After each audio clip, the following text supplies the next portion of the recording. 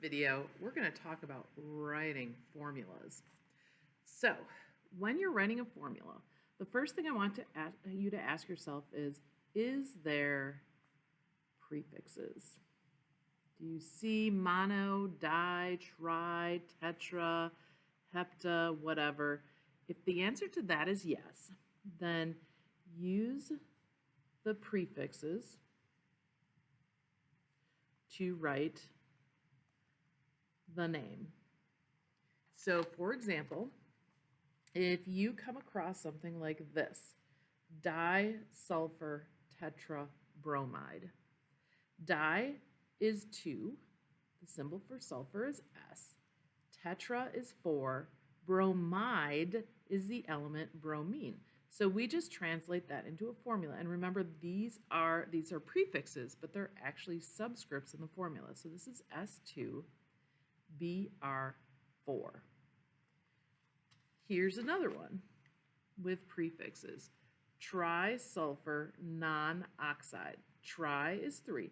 Sulfur goes first, though, because the prefix becomes the subscript. So that's S3. Non-oxide, oxide would be the element oxygen, and non is 9. Almost wrote 10. Gotta remember your prefixes. So remember mono 1, di 2, tri 3, tetra 4, penta 5, hexa 6, hepta 7, octa 8, nona 9, and deca 10. So if it is prefixes, use the prefixes to write the name. Remember that prefixes are the subscript for that atom, the element. All right, if the answer to this is no, then the next thing I want you to ask yourself, does it end in acid? If it ends in acid, so if this is a yes, then if it ends in acid, it starts with H. Ends in acid, starts with H. That's an exclamation mark. Now, then you got to look at, is there hydro? Is there hydro? If the answer to this is yes, then it's H plus an element. If the answer to that is no, then it's H plus a polyatomic ion. So if it's hydro, blankic acid, of course there's no hydroblankic, oh there it is, hydrobromic acid. So it ends in acid, so that means it starts with H. It's hydro, that means it's H plus this element. So bromic would be the element bromine.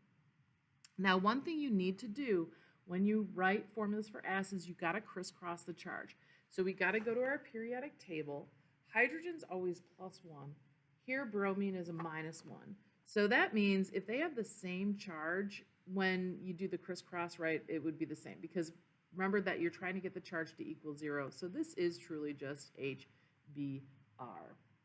Now, what if you don't have hydro? Well, here's another one, right? If it ends in acid, it starts with H. This is carbonic acid. Since there's no hydro, that means it's a polyatomic ion. Now, remember that if it's an ic acid, that means it's the 8 version. If it's an aus acid, it's the ite version. So this was carbonic acid. So that means it's carbonate, CO3. Okay, so we're going to write our CO3. So no hydro, polyatomic ion. Then we got to do the crisscross for charges. So +1 for that. And if we look at carbonate, carbonate has a charge of -2. So that means we're going to have to do a little crisscross here. Now, we never write the 1. We just drop the 1. but we have to write the 2. So this formula is H2CO3. This is carbonic acid. So if it starts with H, it ends with acid, or if it ends with acid, it starts with H. And if there's a hydro, that means it's hydrogen plus the element. If there's no hydro, then it's hydrogen with the polyatomic ion. And always remember to crisscross,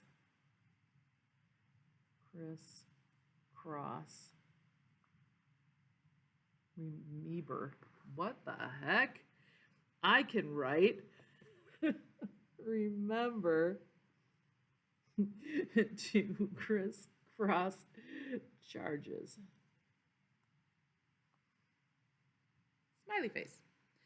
Okay, if it doesn't end with acid, so this answer is no, then it's just going to be ionic. And so we're just going to write the formula and crisscross charges.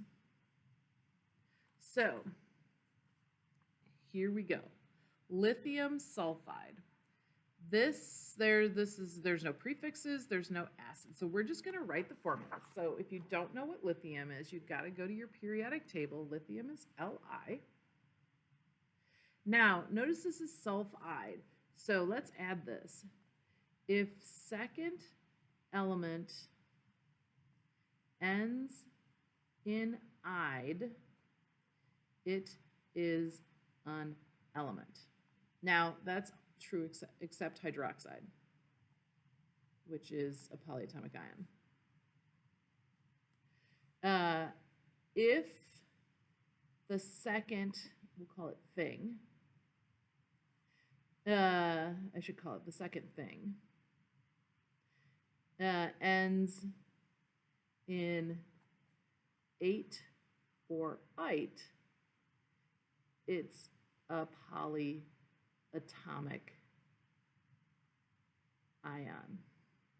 Okay, so let's go back to this. This is lithium sulfide. It ends in "ide." That means it's the element sulfur. So we're going to write an S. Then we've got to go to our periodic table. Lithium is +1. Sulfur is -2. So we got to do the crisscross. Remember, when you crisscross, you just take the number, because what we're trying to do is balance the charge. So this means I'm going to have 2 lithiums at +1 with 1 sulfur at -2, because +2 - 2 = 0. So this is the formula for lithium sulfide. All right, what about barium chlorate? So barium, we're just going to write the formula for barium, Ba. And then chlorate means it's our polyatomic ion. There's chlorate. It's ClO3. Now, chlorate has a charge of -1. If we go find barium on the front here, here's barium. It's in the column with +2. So that means we got to crisscross charges. So we're going to take the 2 and we're going to put it over here, and the 1 we're just going to drop. But notice this is a polyatomic ion, so I can't just write the 2 there. When I write this, I have to put a parentheses around the polyatomic ion, ClO3, 2. Because if I don't put the parentheses, it looks like I have 32 oxygens.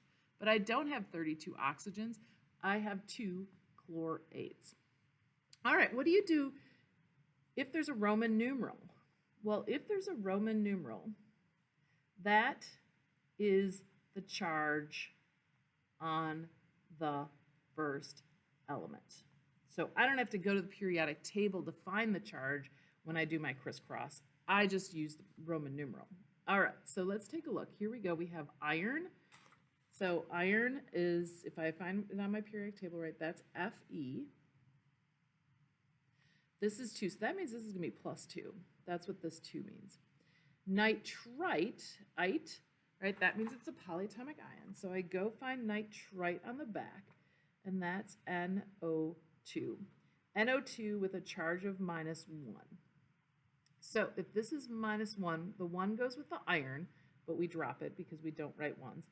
And the 2 is going to go with the nitrate. But remember, or nitrite, remember it's a polyatomic ion, so we need to put parentheses and the 2 down there. All right, let's take a look at another one that has a Roman numeral. How about this one? Tin acetate. So tin is Sn, and if you're not sure, you can find it on the periodic table.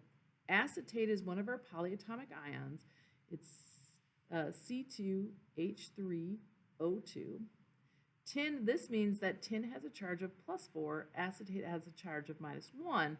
So when we do the crisscross, that's going to go outside of here. So we're going to write Sn C2H3O2 parentheses 4.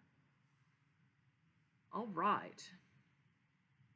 So prefixes, you see a prefix? So if there's no prefix on the first one, that means there's just one of them. So this one's just sulfur. Hexa, hexa 6. Fluoride is F. A lot of people write Fl for fluoride.